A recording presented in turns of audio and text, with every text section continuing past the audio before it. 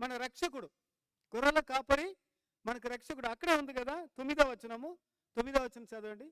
9. గొర్రెలు వారి స్వరము వినలేదు, నేనే ద్వారమును, నా ద్వారా ఎవడైనా లోపల ప్రవేశించిన ఎడల వాడు రక్షింపబడిన వాడై లోపలికి పోవచ్చు, బయటికి వచ్చుచు మేత మేయుచునుండును.